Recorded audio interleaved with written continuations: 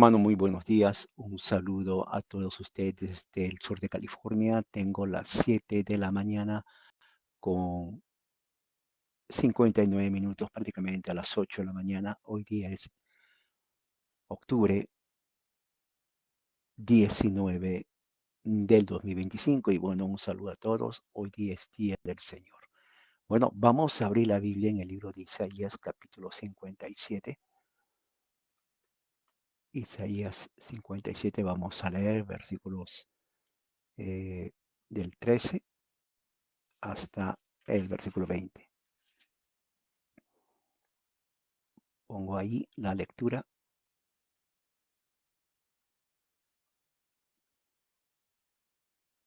Lectura Isaías 57, 13 al 20. Me avisan si se escucha bien.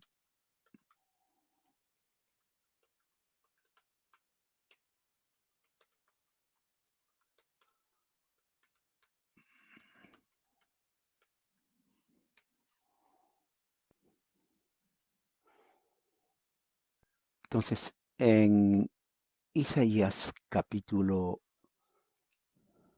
57, aquí tengo, voy a leer de la versión de la Peshita. Si usted tiene otra versión, me puede seguir en su versión. Del 13 hasta el 20.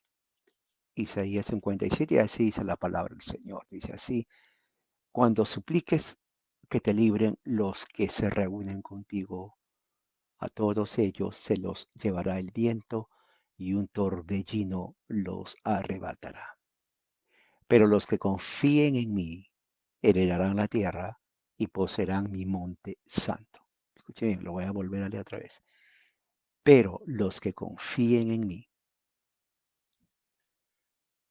heredarán la tierra y poseerán mi monte santo. 14. Entonces dirán: allanen, allanen, restauren el camino, eliminen los obstáculos del camino de mi pueblo. Porque así dice el Altísimo y Sublime, el que mora en la eternidad, cuyo nombre es santo y cuya morada es muy alta y santa, a los humildes y afligidos de espíritu, para avivar el espíritu de los humildes y vivificar el corazón de los que sufren. Esta parte es interesante. Voy a volver a leer, dice.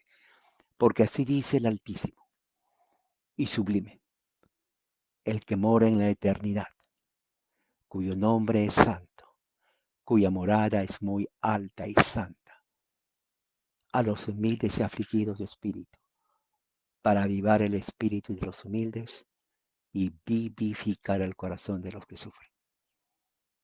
16. Porque no me mantendré airado permanentemente, ni estaré enojado indefinidamente, pues el espíritu procede de mí, y yo hice el aliento. 17. Debido a la iniquidad de su engaño, me indigné y lo golpeé. Me volví y me enojé, pero su suspiro siguió el camino de su corazón. Vi sus caminos, pero la sané y la conforté. Le di consuelo a ella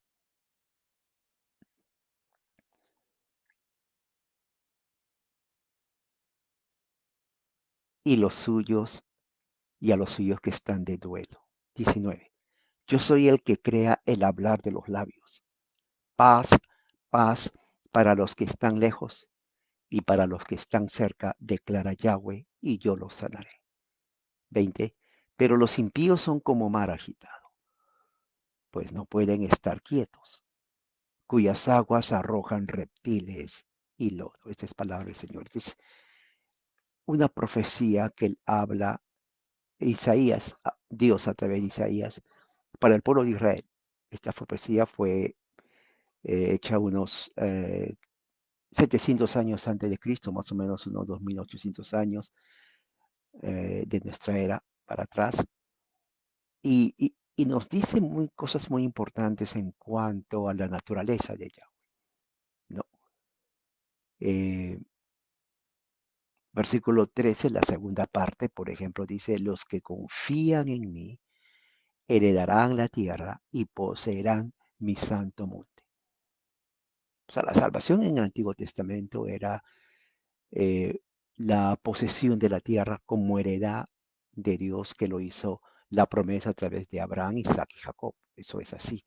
Ustedes pueden leer hoy día el Señor, hagan un tiempo y lean las escrituras, lean Génesis para su conocimiento, porque tienen que leer las escrituras, tienen que conocer. 15 dice el Altísimo, el que mora en la eternidad, mire, cuyo nombre es santo. Yahweh es su nombre santo. Dice, cuya morada es muy alta y santa. ¿Ok? Dice aquí en la peshita, cuya morada es muy alta y santa. Y dice, a los humildes y afligidos de espíritu, para avivar el espíritu de los humildes y vivificar el corazón de los que sufren. Ah, hoy día del Señor, en muchas partes del mundo, están reuniéndose, ¿no? Invocando el nombre del Señor y levantando manos santas en todas partes, ya sea a través inclusive de este medio, muchas partes están utilizando este medio, pero también en forma presencial en diferentes partes, pero ya todo prácticamente se ha hecho, diríamos, utilizan el medio de la inteligencia artificial, del Internet ya muchos años, para propagar y leer la Biblia. Hoy día estamos leyendo la Escritura, pero una promesa importante, el versículo 15, es que nos habla quién es Dios, ¿no? Ustedes pueden subrayar, tener un marcador y subrayar el versículo 15, porque dice otra vez, dice el Altísimo y Sublime, el que mora en la eternidad. ¿Dónde mora Dios? En la eternidad. Dice así, cuyo nombre es santo y cuya morada es muy alta y santa, ¿no? A los humildes y afligidos de espíritu, para avivar el espíritu de los humildes y vivificar el corazón de los que sufren. 16, porque no me mantendré airado, dice el Señor, permanentemente, ni estaré enojado indefinidamente, pues el espíritu viene de mí y yo hice el aliento. ¿A qué se refiere eso? Se refiere a que Dios es el originador de la vida. Dios es el originador de la vida. Entonces, como Dios es el originador de la vida, entonces Él dice, yo no voy a estar sin pagado contra el hombre. Yo les doy vida, yo soy el origen de la vida misma. Por eso, cuando dice, procede de mí el espíritu y el aliento, está hablando de vida. Debido a la iniquidad de su engaño, por los pecados, me indigné y lo golpeé. Me volví y me enojé, pero su suspiro siguió el camino de su corazón. O sea, su intención fueron prácticamente personas que, ah, eh, como lo vamos a ver en el libro de Efesios, increíble como Pablo leyó esta parte. Por eso van a ver la conexión que hay entre Isaías y Pablo. Si Isaías vivió unos 700 años antes de Pablo, pero Pablo era rabino, él leyó esto. Y dice 18, vi sus caminos, pero la sané y la conforté. Le di consuelo a ella y a los suyos que están en duelo. Ese es Yahweh. Yo soy el que crea el hablar de los labios. Paz, paz para los que están lejos y para los que están cerca, declara Yahweh. Y yo los sanaré. Y al final, el destino de los impíos, de la gente impía que existe hoy. Los impíos son como mar agitado, o sea, gente que no tiene paz. Mar agitado significa, hoy ejemplifica, o diríamos, viene a ser una metáfora de alguien que tiene angustia, a alguien que tiene problemas emocionales y mentales, que nunca está tranquilo, que no tiene la paz espiritual, que así como el mar, Judas habla de eso, como las olas del mar de un lugar a otro son golpeados, eh, pues no pueden estar quietos, ahí está, no pueden estar tranquilos, no tienen paz espiritual, cuyas aguas arrojan reptiles y lodo, o sea, podredumbre. Estas personas son los que destruyen la sociedad, ¿no? Eso lo vemos en muchas partes, ¿no? Aquí Isaías no está espiritualizando, está usando palabras que simbolizan una realidad actual. Hay personas que son impías y esas personas son las que destruyen. la familia, blasfeman contra Dios, contra Cristo, buscan matar y destruir, robar. Jesús mismo lo dijo, ¿no? El ladrón no viene sino para matar, robar y destruir. ¿Quiénes son ellos? Los impíos. En muchos lugares se conocen, hablando ya en el aspecto social, ¿no? Comunistas, socialistas, anarquistas, personas que son delincuentes, criminales, que van en contra del orden establecido por Dios y odian a la iglesia, odian a las personas que creen en Dios, los odian y los matan, como sucedió hace ya más de un mes con eh, aquí en Estados Unidos con Charlie Kirk y en otras partes del mundo. En África están masacrando. Entonces todo eso nos hace pensar, ¿no? Y la gente pregunta, ¿por qué? Pues está el versículo 20. Los impíos son como mar agitado, no tienen la paz de Cristo. No pueden estar quietos. No quieren y no pueden. Cuyas aguas arrojan reptiles y todo.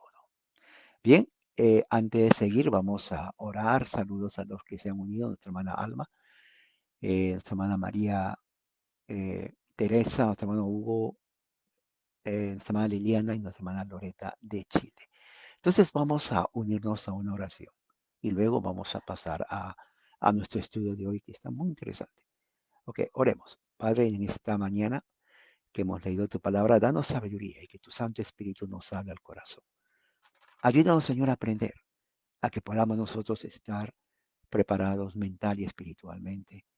Y para que esto también cuando otros escuchen a través de los sistemas de la Internet, también sean beneficiados. Que tu Santo Espíritu corra como ríos de agua viva en el nombre de Jesucristo. Oramos así. Amén. Muy bien, vamos a abrir la Biblia en el libro de Efesios capítulo 2. El tema es, ¿existe una realidad espiritual? Y está de acuerdo a la lectura que hemos leído. Efesios capítulo 2. ¿No? Vamos a leer del versículo del 1, ¿no? Hasta el versículo 7. ¿No? Efesios capítulo 2. Tengo aquí conmigo la Nueva Biblia de las Américas y la Reina Valera, lo tengo. Estoy usando mi tablet. De esta forma me ayuda también a eh, desarrollar el tema de hoy. ¿Existe una realidad espiritual? No. Este mes de octubre, por ejemplo, el 31 de octubre, está muy relacionado a dos eventos. Bueno, diríamos, no tanto eventos, pero a algo histórico religioso. Y tiene que ver con lo que en el mundo religioso católico se llama Víspera de los Muertos, o de los Santos, mejor dicho, porque de los Muertos viene a ser el 2 de noviembre. El 1 de noviembre es Día de los Santos, o sea, cuando dice santos, de los santos cristianos que murieron en la antigüedad, en el calendario católico. El 31 es víspera, al igual como víspera de Navidad, 25 es Navidad, víspera es el 24. Y la gente se prepara más el 24 que el 25. Así es, ¿no? Porque el 24 se reúnen para recibir el 25. Bueno, en este caso, eh, es más, no, hasta donde sé, no veo, no conozco a alguien que se prepare el 31, pero la fecha está en el calendario, víspera de todos los santos, ¿no? Tal vez la preparación es personal en el sentido que van a la iglesia al día siguiente, iglesia católica más que todo, a hacer una misa por los santos. Yo creo que lo hacen así. No sé si lo hacen en todas partes, pero esa es la costumbre. Pero también hay otro evento relacionado el mismo día que pasó hace, digamos, más de 600 años, y es lo que se conoce como el día en que Martín Lutero, este es más que todo en un círculo más pequeño, ¿no? Que se conoce como el día de la Reforma. No todos conocen eso en la realidad, solamente un pequeño grupo. Y se llama Día de la Reforma porque ese día Martín Lutero clavó sus 95 tesis protestando contra la venta de indulgencias en Alemania. Y él se enojó porque Alemania, él fue alemán, y lo que sucede, él se enoja porque le sacaban dinero a los alemanes. Lutero era nacionalista. ¿Ok? Si él viviera hoy en día, ¿no? Si él viviera hoy en día, nuestro hermano Raúl, bienvenido. Si él viviera hoy en día, Lutero estuviera también alzando su voz contra el Vaticano o con cualquier otro grupo político que afecte a su nación. Él era nacionalista, Martín Lutero. Entonces su protesta de él no era crear otra iglesia, simplemente, oye, no le estén robando a la gente, decía eso, ¿no? Vender indulgencias va en contra inclusive de las escrituras. Ahora, él no estaba en contra de la indulgencia, él estaba en contra de la venta de indulgencias. Por ejemplo, murió tu esposo, murió tu esposa, un familiar. Bueno, si tú pones aquí, ¿no? En esta caja, el momento que el dinero o la moneda suena, entonces el alma de tu familiar va a saltar, ¿no? E inmediatamente del purgatorio al cielo. Y te vamos a dar una carta, un papel, una indulgencia sellado por el Papa. Entonces Lutero decía, bueno, esto primeramente es falso. Ok, es falso. No, no hay que dar dinero para que tu familiar salga del purgatorio. No, eso es falso. Entonces su protesta fue contra eso, no contra específicamente todas las indulgencias. Y aunque había cosas que él también protestaba, pero nunca estuvo en su mente, bueno, a partir de ahora yo voy a ser protestante o reformado luterano, nada que ver. Pero el problema vino con la reacción del Papa. El Papa vio, bueno, ¿quién es este? Ahora recuerde, durante la historia de la iglesia siempre hubo gente que protestó contra la Iglesia Católica Romana, contra el papado. Lutero no fue el único. Desde tiempos inmemoriales, antes de él, hubieron personas que se levantaron en contra de lo que ellos decían abuso papal, pero nunca tuvieron resultado. Fueron aplastados, muchos fueron destruidos, perseguidos. Nunca hubo diríamos, un éxito en tratar de cambiar la situación religiosa.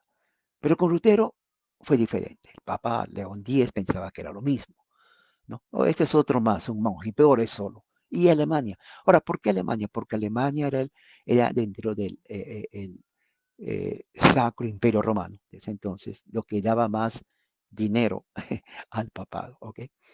Eh, pero la gente era campesina, no tenía educación, o sea, iliterata o ignorante. Eh, entonces, la religión jugó un papel muy importante como medio para, en muchos lugares como en Alemania, manipular la mente de las personas y sacar el dinero con la venta de indulgencias. Bueno, ¿quién no va a querer que su familia salga del purgatorio? ¿No? Yo quiero, ¿cuánto? Eh, cuanto más mejor, ok, pues me voy a asegurar, voy a darle aquí, no sé, 10,000 pesos. Así ya seguro sale del purgatorio, salta, algo así. No, pero el punto está esto. Lutero utilizó el 31 de octubre, que es víspera de los santos, para poner sus 95 tesis, que eran 25 protestas, ¿no? Si ustedes lo han leído, son cortas, ¿no? Son protestas cortas, no son tesis largas. Se llama tesis porque son, diríamos, protestas específicas. Él pone ahí. Y es bueno que lo lea porque uno aprende que cómo la Iglesia Católica en ese entonces y Lutero entendía lo que era el catolicismo, la vida cristiana, ¿no? Entonces lo pone en el castillo de Wittenberg. ¿Por qué Wittenberg? Porque era muy famoso Wittenberg. Venían todos de Europa, venían esa fecha ahí. Uno, por la fecha, víspera de los santos, oiga. Dos, porque era un lugar grande, especial, en Wittenberg, ¿no? En Alemania. Hasta ahora está. Si usted va a Alemania, por favor vaya a Alemania. Ahorre, vaya de vacaciones, visite esa parte de la Reforma, se va a encantar. Es hermoso, muy bonito. Vaya, tome fotos, ahora que es titular, tome una foto ahí donde está Lutero, su tumba, la librería, las casas, vaya la puerta donde puso, muchos dicen que no, pero históricamente se dice que ahí puso las 95 tesis. Vaya a Alemania, por favor, unos 2 semanas, le va a gustar. ¿Qué más? Ah, ese día, pues, la gente vino peregrino de todas partes de Europa, de todas partes de Europa, millones, ¿no? Entonces Lutero, inteligente, dice, bueno, mañana es 1 de noviembre, ¿no? Día de Todos los Santos, la gente va a venir, yo quiero que lean. Y lo puso ahí. Dicen que lo puso en latín, el idioma como hoy día es el inglés, ¿no? Y puso ahí sus 95 tesis. Ok. Ah, al día siguiente la gente se presenta y vieron ahí. O sea, hubo como los medios, ¿no? Revolucionó, dicen, y ayudó a la reforma. Es como hoy día, por ejemplo, hoy día no hay que clavar tesis. Tenemos aquí el Internet. Esto, una vez que lo ponga en YouTube, va a ser visto por miles y millones.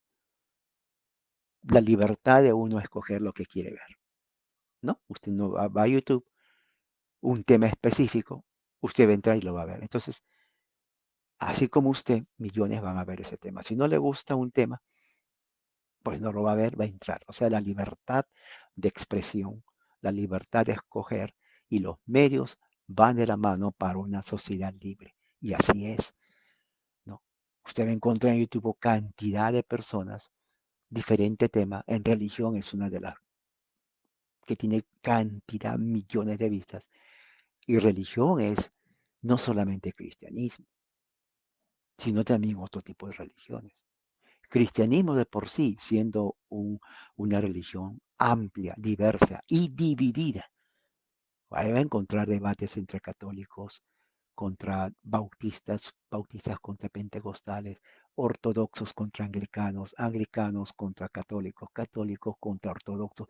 O sea, usted puede pasarse horas y horas, días y semanas sin comer si quiere, y va a encontrar debates, ya sea pobres y mediocres que no sirven para nada, pero también alterados de personas que conocen, ¿no?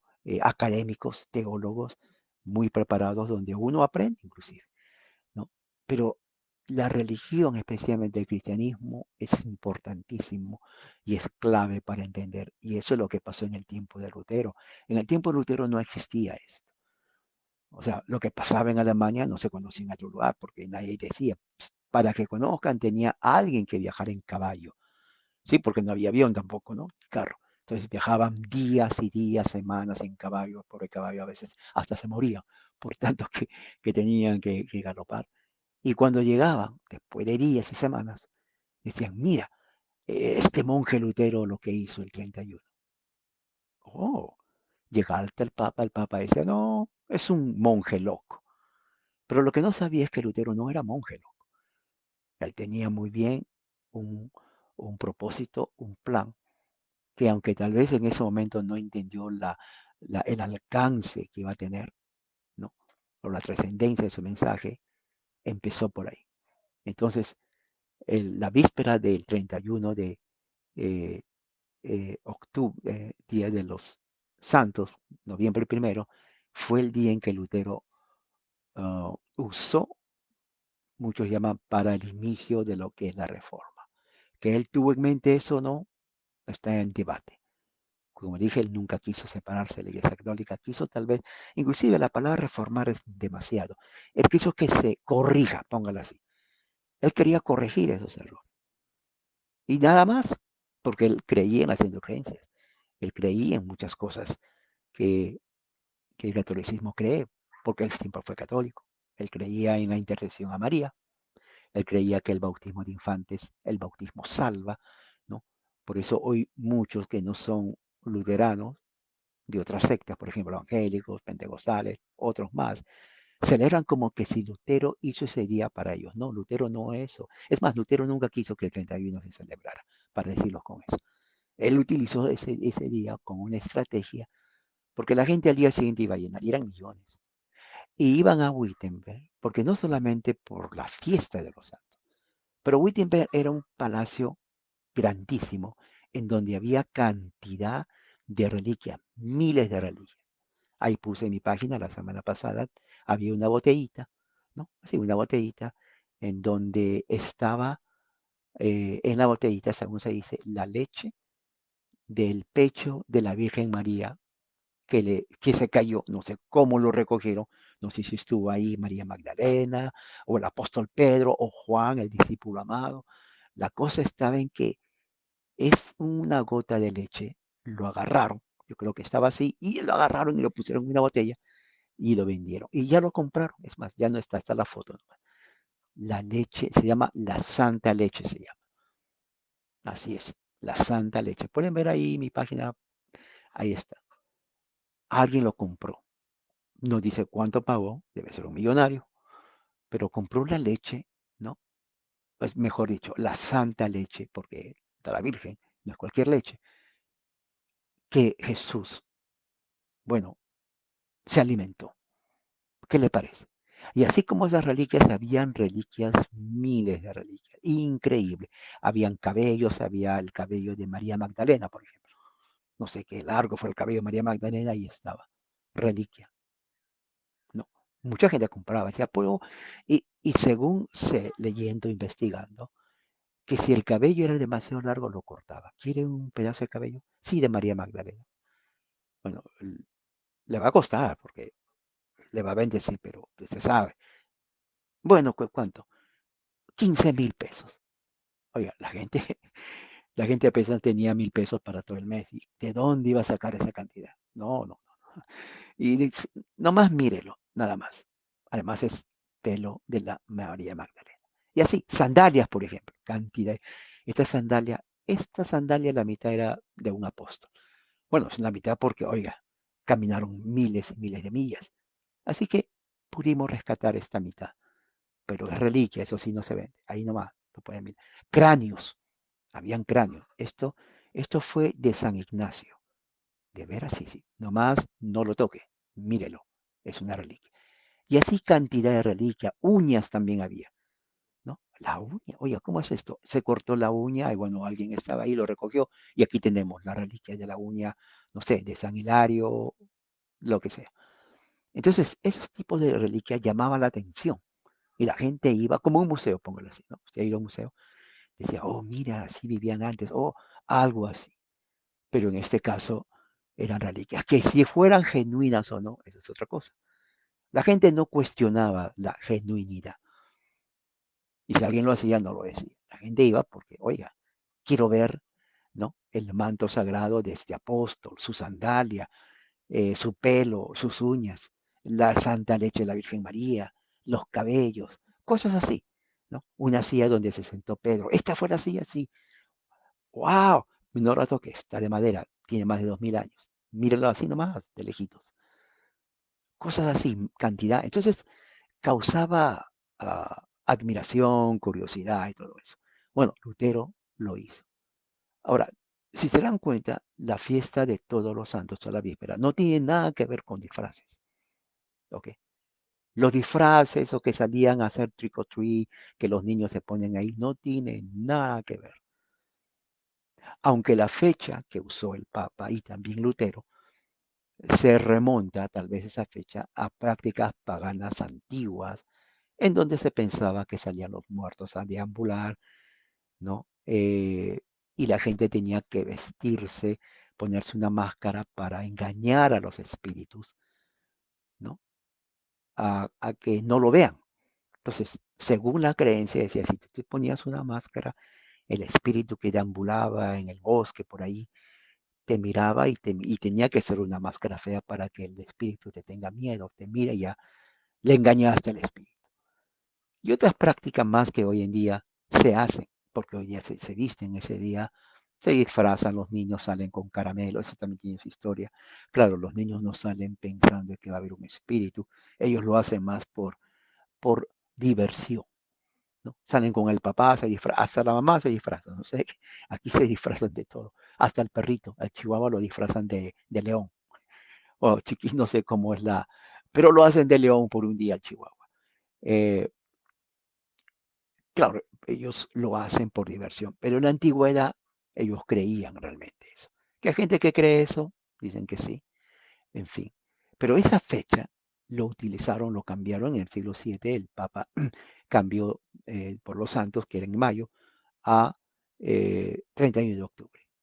Bueno, Lutero fue católico, él sabía de eso, su familia, él mismo también observaba eso. Entonces, por lo mismo que observaba y conocía, dijo, yo lo voy a poner el 31, porque eso se tiene que saber. Ahora, no es que estaba en contra de la práctica, no existe nada que escribió o que evidencia que le estuvo en contra.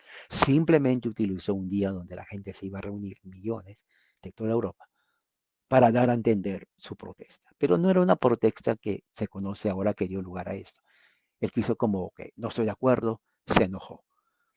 Eh, pero no había, si se disfrazaban, ya no tenía nada que ver con la religión católica. Entonces, hoy en día, ya pasaron siglos, y la pregunta es, ¿existe realmente un mundo espiritual? Existe, por ejemplo, la idea de que ese día salen los muertos o los espíritus desencarnados, o se tiene que orar a los santos. La oración de los santos, eso viene de tiempos inmemoriales. Nace en las catacumbas. Las catacumbas eran lugares en Roma subterráneos donde los cristianos se escondían huyendo de la persecución. Entonces los que morían, ¿no? A ellos los enterraban en las catacumbas. Ahí, si usted va a Roma, ahí están las catacumbas. Vaya a Italia también, ya tiene Alemania, ahora vaya, haga digamos, un plan de ir a Italia, a Roma, unos 2 semanas también, no mucho, va a comer la pizza verdadera, parte de la comida, va ahí a las catacumbas y entre. Y ahí están todas las tumbas de los mártires que murieron. Entonces, en ese entonces ellos tomaban su ejemplo, ¿no? Porque un mártir, o sea, alguien que muere por la fe, era respetado, le daban honor. Entonces, de ahí se desarrolla no culto a la muerte realmente, pero misas a los santos que murieron o a los mártires, ¿no? Una misa significa que el obispo, ¿no? Hacía su Eucaristía y en memoria del cristiano que murió martirizado en el circo romano, ellos evocaban su ejemplo. No decía, queremos ser como nuestro hermano que murió martirizado en el circo romano, sigamos su ejemplo, hermano. Algo así. Entonces, desde ahí se comienza a desarrollar al punto en donde, pues, la Iglesia Católica, el Papa, asigna un día, ¿no? Para veneración o memoria de los santos que murieron en el pasado, ¿no? Entonces, generalmente eso. Y para los familiares es el 2 de noviembre. Ya eso es para familiares que han fallecido, esposo, esposa, hijo, hijo, mamá, papá, lo que sea, ¿no? Pero el primero es de los santos, nada más, ¿ok? De la iglesia. Entonces esa práctica tiene una evolución. Eh, Lutero católico, sabía de eso, lo practicó, toda su familia lo practicó. Pero después lo que él hizo ya hoy en día se conoce como Día de la Reforma porque usó ese día para dar a conocer y claro, su protesta se amplifica al punto en donde ya hay un rompimiento con la Iglesia Católica y comienza a nacer lo que se conoce como la Iglesia Luterana. Y de ahí salen otros grupos más, la Iglesia Calvinista de Calvino o Presbiteriana, anglicanos en Inglaterra, bautistas, aunque ellos rechazaban a ellos porque no creían hasta ahora en el bautismo de infantes, y salen cantidad de grupos.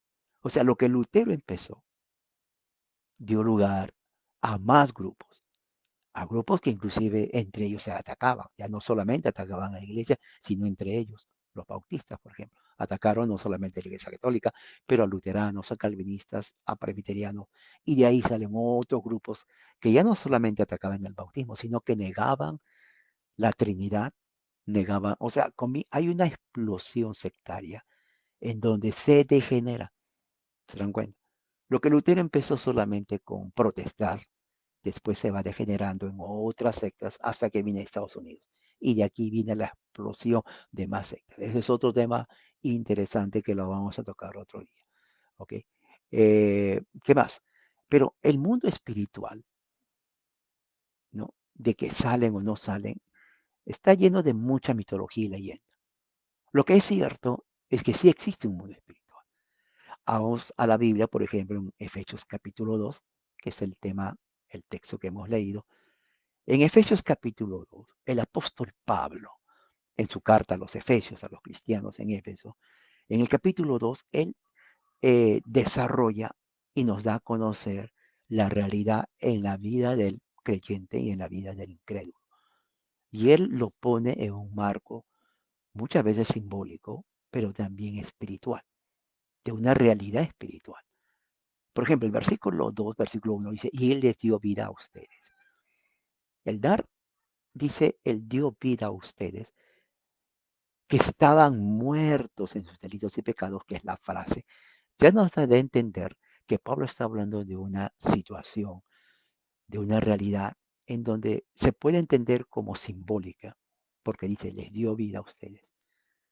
O puede ser algo espiritual o los dos. ¿Por qué? Porque Pablo está hablando a los efesios que estaban vivos, ¿ok? Y le dice Pablo, a ustedes, él, o sea, Dios, les dio vida. Ahora, muchos hasta ese momento dirían, bueno, pues, obviamente les dio vida porque no existían, les dio vida. Pero no se refiere al momento de la creación, se refiere a algo más. Porque mira lo que dice acá. Cuando estaban muertos, no dice muertos físicos, sino en delitos y pecados. O sea, la frase morir en delito o estar muerto en delitos ya nos dice la clase de muerte que Pablo tenía en mente.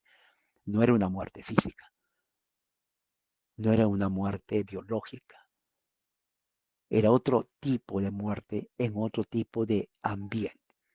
Ahora dice muertos en sus delitos. Entonces ahí nos está diciendo la causa de la muerte. Delitos, pecados, transgresiones, viene a ser lo mismo. Son diferentes términos, pero a una realidad. Pecado, transgresión. O sea, quiere decir de que el hombre, ¿no? Como dice aquí Pablo, vive en un estado, o los efesios estaban o vivieron en un estado de mortandad, o mejor dicho, estaban muertos, pero no físicos, sino era una muerte en el pecado. Ahora, unos dicen, bueno, ¿cómo se puede entender esa terminología o Pablo que tenía en mente? Porque si no estaban muertos físicamente, caminaban, ¿a qué muerte se refiere? ¿Qué es morir o estar muerto en pecado? Fíjense, vamos a ver. Dos, en los cuales, o sea, mientras estaban muertos en pecado, ustedes anduvieron, quiere decir vivieron, anduvir, vivir, en otro tiempo. Entonces ya nos da, Pablo poco a poco está desencadenando una serie de explicación. Cuando los efesios estaban muertos en delitos y pecados, era en otro tiempo, anterior al tiempo que Pablo estaba hablando.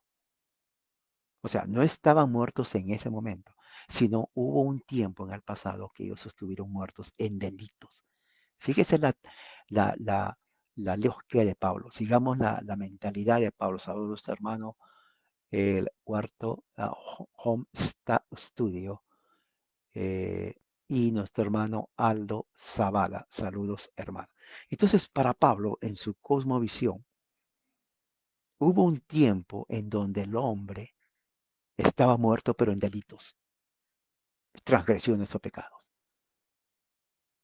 Un tiempo, dice ahí, en otro tiempo. No el tiempo actual, en otro tiempo.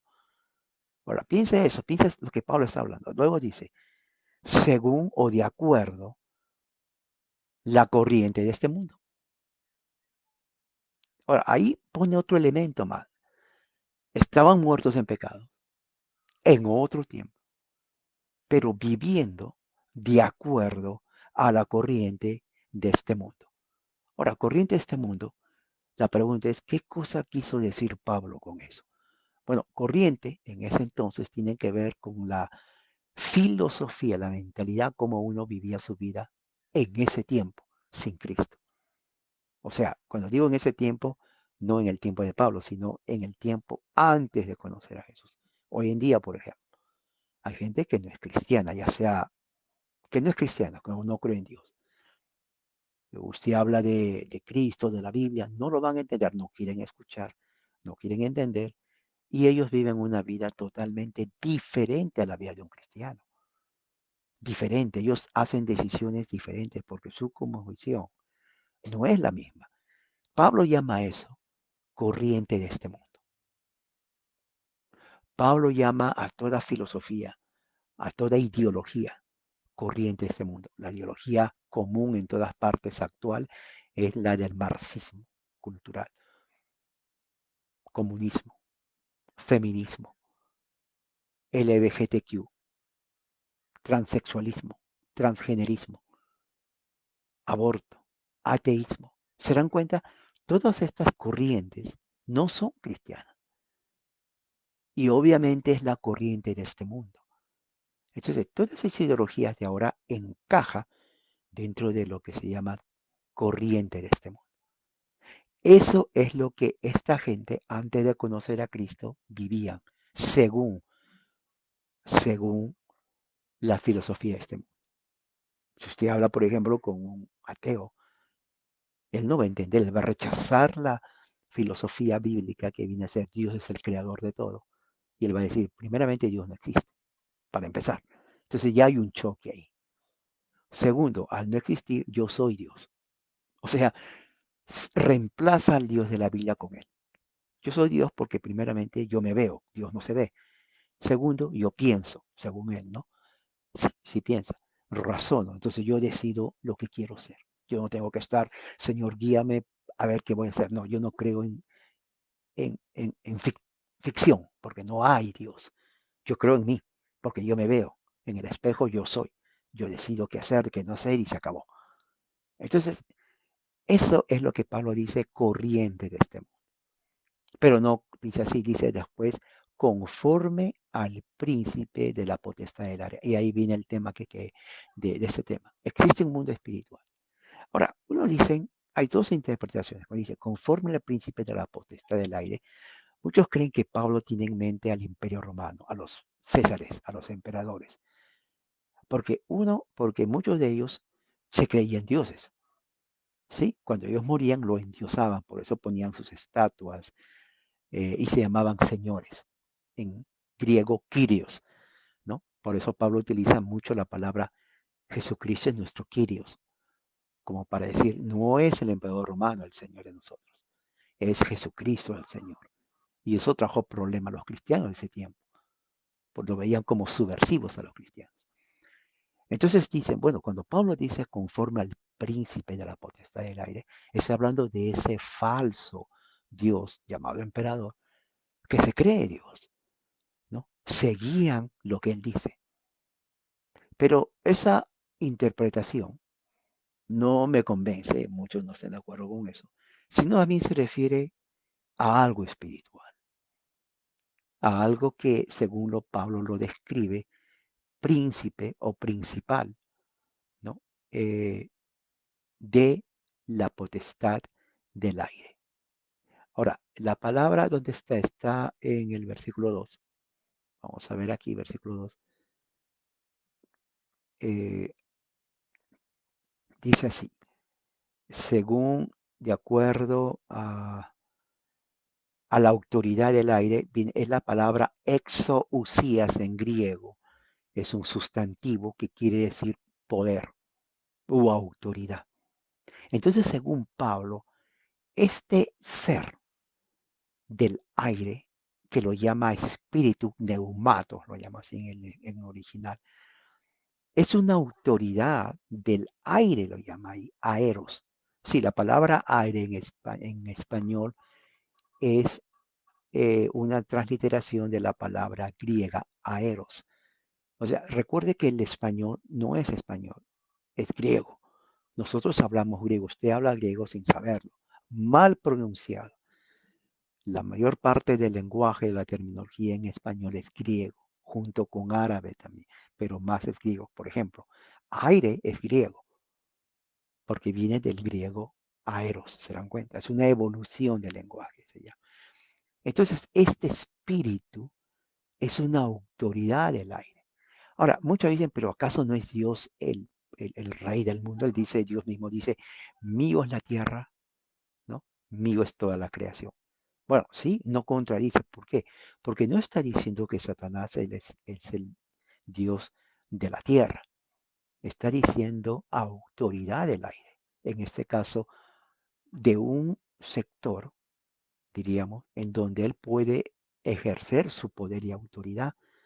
Es un espíritu que ahora opera, dice, o trabaja, la palabra energuntos, que significa trabajo, pero trabaja en los hijos de desobediencia, o viene a ser los hijos rebeldes, o los hijos que no creen. La palabra desobediencia viene de la palabra griega que significa ateísmo. ¿Sabía usted eso? Debería de decirse en el original que trabaja en los hijos incrédulos o que no creen. Y los ateos, los marxistas, los socialistas, son hijos ateos de desobediencia. Entonces, Satanás, aunque ellos, claro, ellos van a negarlo, pero la verdad, Pablo dice, sí, lo niegan porque son hijos de desobediencia. Por lo mismo, ellos siguen la corriente de este mundo. Entonces, lo que está diciendo Pablo es que existe un mundo espiritual, pero ese mundo espiritual, ¿no? Se ejerce, se ve más en aquellos que rechazan a Dios y siguen a la autoridad y al poder espiritual que los controla a ellos.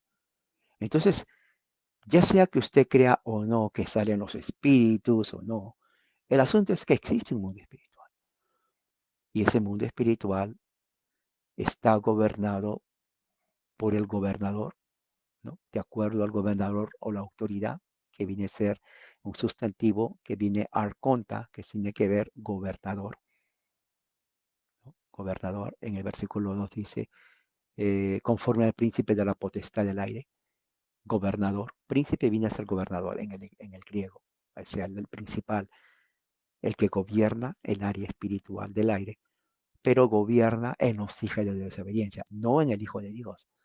Si somos hijos de Dios, usted hijo de Dios, a nosotros no nos gobierna Satanás. O sea, no estamos bajo la autoridad, estamos bajo la autoridad de Jesucristo. Él es nuestro Señor. Por eso Pablo, lea toda la carta. Las cartas de Pablo. Pablo siempre enfatiza, Señor. ¿Por qué enfatiza Pablo la palabra Señor? Curioso. Porque Pablo ha de entender, Él es nuestro Señor, Él es nuestra autoridad, no el príncipe de la autoridad. Tampoco es el emperador romano la autoridad de nosotros. Él puede ser emperador y le damos su honra como emperador. Nada más, pero de obediencia. Él no es para la persona que tenemos que obedecer. Tenemos que obedecer a Jesucristo. Sin embargo, este espíritu de desobediencia o de poder es poderoso sobre los hijos de desobediencia, nadie más, no sobre nosotros. Y dice así, entre ellos también ustedes, por eso, en otro tiempo, otra vez dice, se dan cuenta, en otro tiempo, no ahora, vivíamos en las pasiones de nuestra carne. Ahí está. O sea, hubo un tiempo el cristiano, ahí entramos todos. Antes de conocer a Cristo, vivimos en ese tiempo bajo la autoridad del enemigo, siguiendo, dice aquí, las pasiones de nuestra naturaleza humana. Y cuando dice pasión de naturaleza humana, implica nuestro pensamiento, nuestra inclinación. Dice, satisfaciendo los deseos de la carne, de la mente, se dan cuenta. Y éramos por naturaleza hijos de ira, lo mismo que los demás.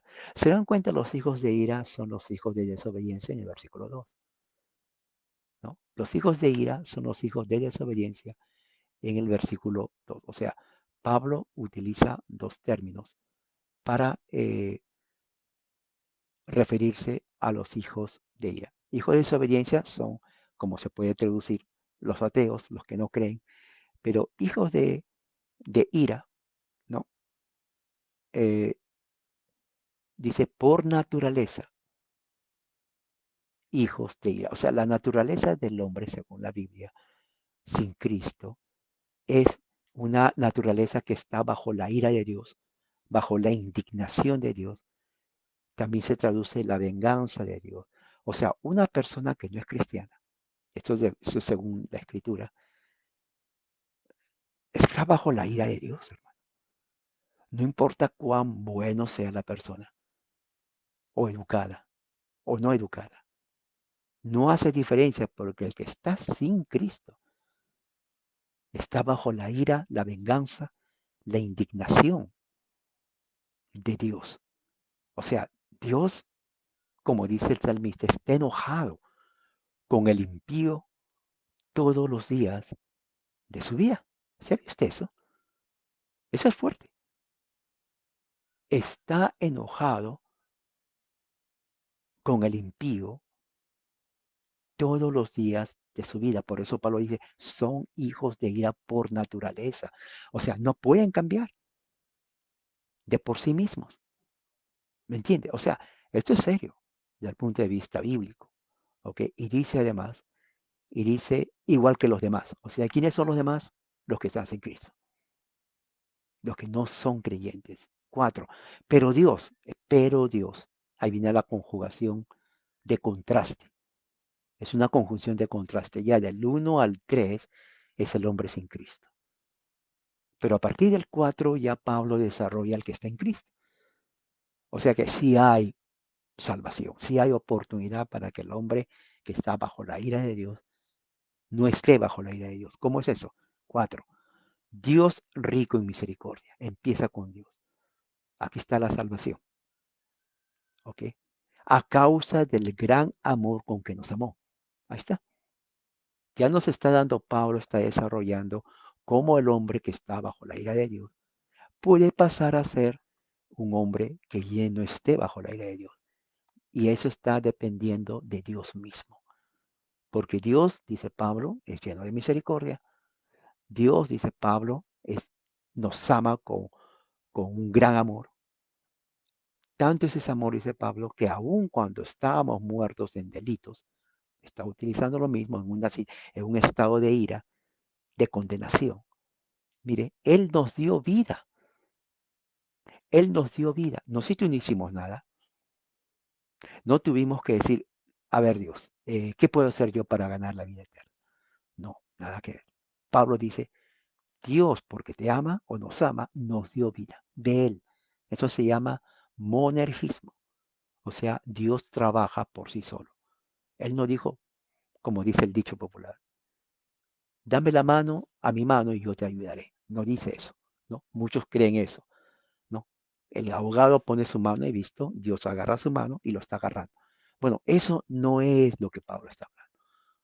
Lo que Pablo dice, Dios hace todo el trabajo de la salvación, porque dice, ahí, cuando estaban muertos en delitos, Él les dio vida. Mira el contraste, muertos, Él les dio vida. Uno, cuando está muerto en delitos y pecados, no escoge la muerte, uno nace así. Pero cuando uno quiere salir de muerte a vida, es Jesucristo que nos saca de ese estado de muerte a vida con Cristo. Porque por gracia ustedes han sido salvos. Entonces ahí entra la palabra gracia. Todo esto son dones espirituales. No es algo simbólico, hermano. Esto es una realidad. Por eso existe un aspecto espiritual. Sí existe una dimensión espiritual. Tanto para el mal, ¿no? Como también para el bien. En este caso, esta realidad espiritual se refleja en la vida espiritual que Dios da a los que están muertos en delitos por medio de Jesucristo. Y dice así, ¿no? Nos resucitó con Cristo y con Él nos sentó en los lugares celestiales en Cristo Jesús. Mira, interesante, porque Pablo hace el contraste de estar muertos, siguiendo la corriente de este mundo, controlados por Satanás, el espíritu que opera, y dice que Dios nos saca, Él mismo. Él nos dice, a ver, dame la mano y yo te ayudo a salir. No dice eso. Dios lo saca y lo traslada al reino. No solamente le da vida eterna, hermano, traslada al reino de su amado Hijo. O sea, todo creyente en Cristo está en el reino de Dios. ¿Lo cree usted eso? Ahí lo dice. ¿No me cree? Pero vamos a leer despacio. Dice, Él nos resucitó con Él. Nos sentó, tiempo pasado. Nos sentó. No dice nos sentó por 10 años. Nos sentó hasta que te portes bien. No dice, nos sentó en los lugares celestiales en Cristo.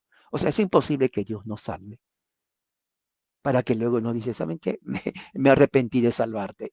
Afuera. No, no es así. Una vez que Dios nos salva, nos salva. Y nos siente en los lugares celestiales en Cristo. Sentar es una expresión, diríamos, simbólica, pero es simbolismo de una realidad espiritual. No es que nos pone una sillita, a ver, aquí está tu silla, siéntate acá. No, es una forma que Pablo está diciendo, nos establece espiritualmente con Cristo en el reino de Dios. O sea, Nosotros espiritualmente estamos en el reino de Cristo. Claro, por ejemplo, usted está en México, Chile o Perú, yo estoy aquí en Estados Unidos, pero ¿cómo voy a estar en el cielo si estoy aquí en mi país? Sí, humanamente hablando, pero desde el punto de vista espiritual, por eso, si existe una realidad espiritual, estamos con Cristo. A ver, ¿cómo le puedo decir? Es como que usted le dicen, ¿sabe qué? Usted tiene una propiedad, aquí está el título de su propiedad. Oh, qué bien. ¿Y dónde está? O ya lo va a tener, pero aquí está el título. Guárdelo. Ok, lo guardo, pero ¿cuándo voy a ir? Tranquilo, usted tiene su propiedad. Ahí está el título. Ya en el momento apropiado usted va a tomar posesión. ¿Me entiende? O sea, sí, no estamos actualmente ahí, pero ese es nuestro lugar. Quiere decir que en el momento de la consumación se va a consumir esta realidad de estar en el reino de Dios juntamente con Cristo. Y dice así, 7, a fin de mostrar en los siglos venideros, el mundo que viene, las sobreabundantes riquezas de su gracia, eso es algo espiritual, por su bondad espiritual para con nosotros en Cristo Jesús. Eso está en el versículo 7. Ahora, algo muy interesante, porque yo quiero ir ahora a ver al versículo 7 aquí, y dice así que para que nosotros podamos, ¿no? En las edades que van a venir, dice en hebreo, o sea, las edades que van a venir, viene a ser el momento, no este tiempo del futuro, sino el establecimiento del reino de Cristo, ¿no? Las riquezas insuperables, sobreabundantes las riquezas. Mire, Dios va a mostrar las riquezas de sobreabundancia de la gracia de Él o de su gracia. O sea, ahora nosotros por fe somos salvos, por fe. No vemos la gracia, no sabemos cuán grande es una gracia, pero Dios lo va a mostrar en su momento apropiado. O sea, nosotros vamos a contemplar la gracia de Dios. Yo no sé cómo es, pero va a ser una realidad. Dice aquí Pablo, dice, ¿no? En su bondad por nosotros. Si alguien pregunta, por ejemplo, ¿cómo es posible que estando muertos en delitos y pecados, Dios te salve? Bueno, uno, la Biblia aquí lo dice claramente. Dos, sí vamos a entenderlo, aunque ahora no lo entendemos, porque Él nos va a mostrar las riquezas de esa gracia para nosotros. Esas riquezas en gracia está en Cristo Jesús. Todo lo que hace Dios para nosotros, dice Pablo, es en Cristo Jesús. El que no tiene a Cristo, no tiene las bendiciones de la gracia de Dios, no tiene, no solamente la gracia de Dios, no tiene la salvación. Está todavía bajo la ira de Dios, siguiendo a la autoridad de su vida. La autoridad del hombre sin Cristo es Satanás. ¿Sabía usted eso? Pablo dice hijos de desobediencia, o sea, son hijos de incredulidad. Ellos no van a creer. Por eso Pablo los dice correctamente, Pablo dice, son ateos. Porque aunque ellos no crean que están bajo Satanás, no cambia el hecho que están bajo Satanás. Es como que usted va a la playa un día soleado, 40 grados, y usted diga, aquí no hay sol. Oiga, pero si está el sol aquí, no veo sol. No te quema el sol, no sientes calor, tampoco siento calor.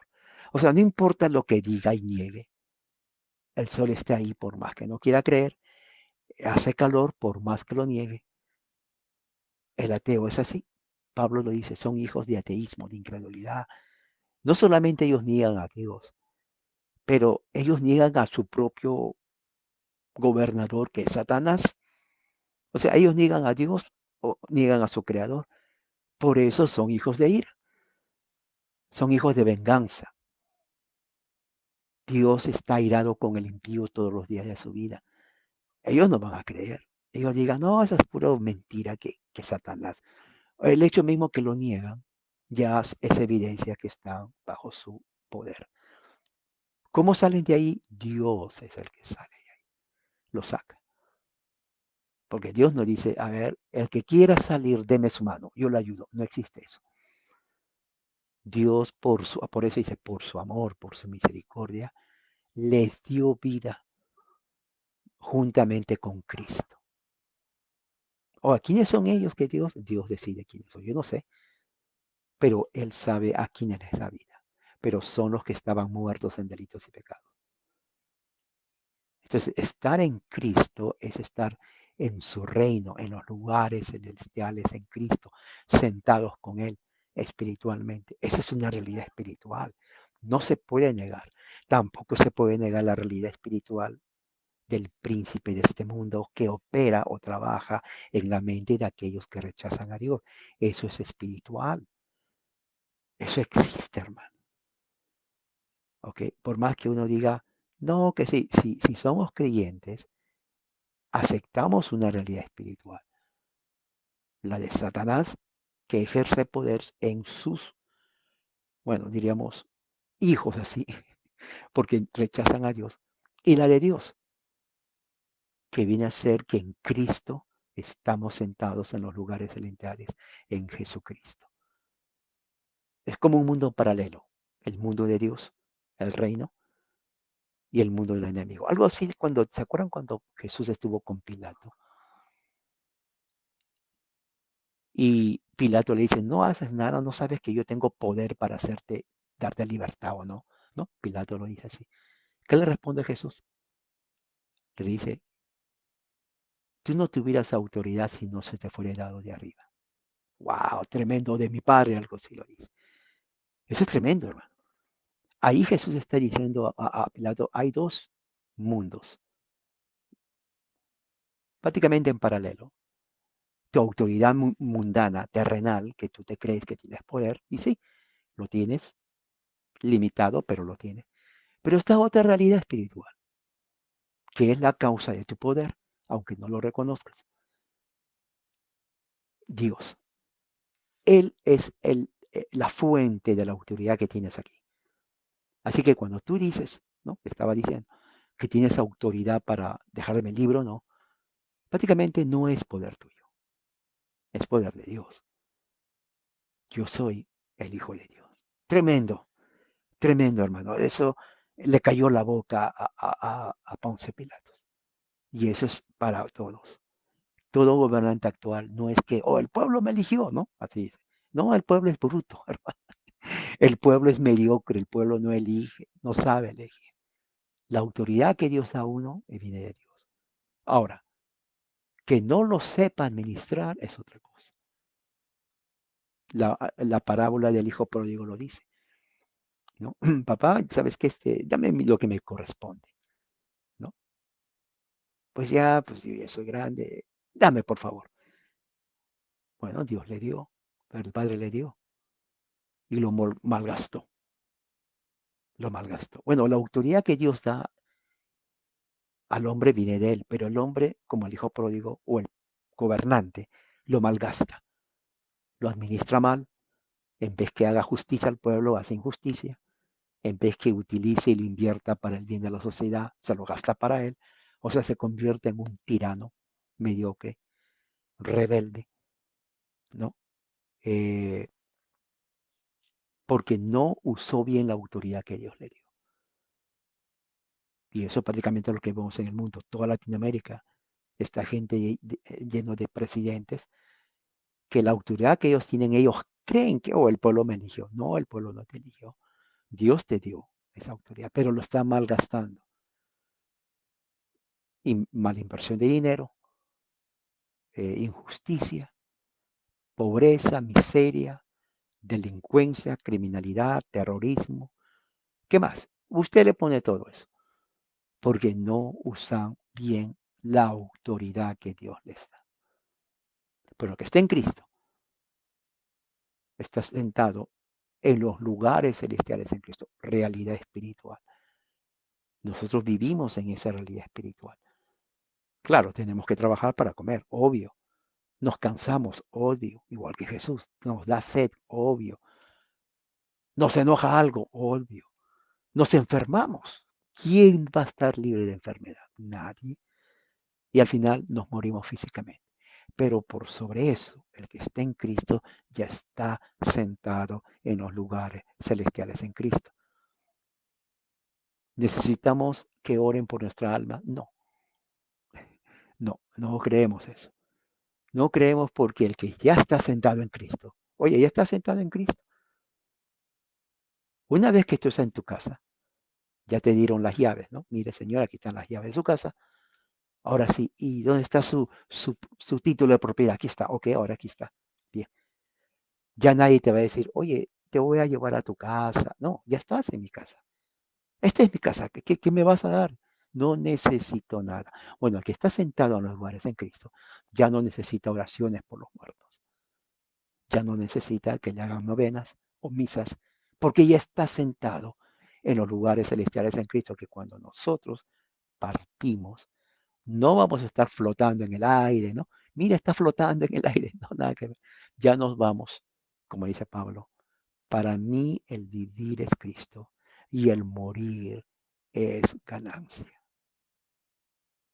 Vamos a hacer una oración para terminar.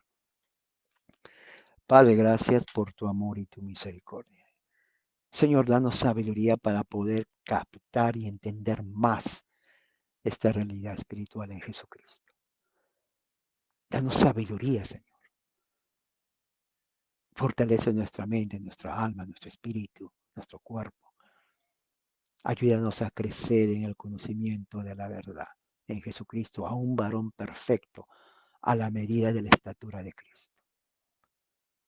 Y que tu palabra siempre corra como ríos de agua viva. Y bendice a estos hermanos que están aquí, donde estén ellos en sus lugares. En el nombre de nuestro Señor Jesucristo oramos. Amén. Hermanos, que la gracia del Señor sea con ustedes. Recuerden, hagan un tiempo hoy día al Señor. Eh, estudien este mismo pasaje. Estudien Isaías que acabamos de leer para que adquieran más conocimiento. Que la gracia del Señor sea con todos ustedes. Amén.